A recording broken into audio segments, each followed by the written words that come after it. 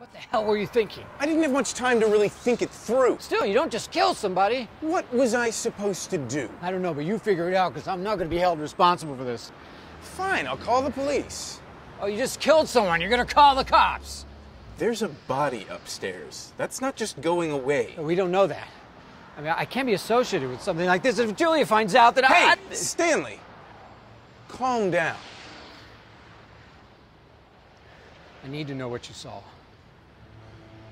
You're not gonna like it. What did you see?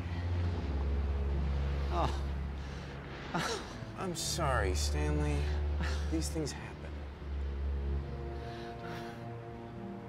I need the rest of my money.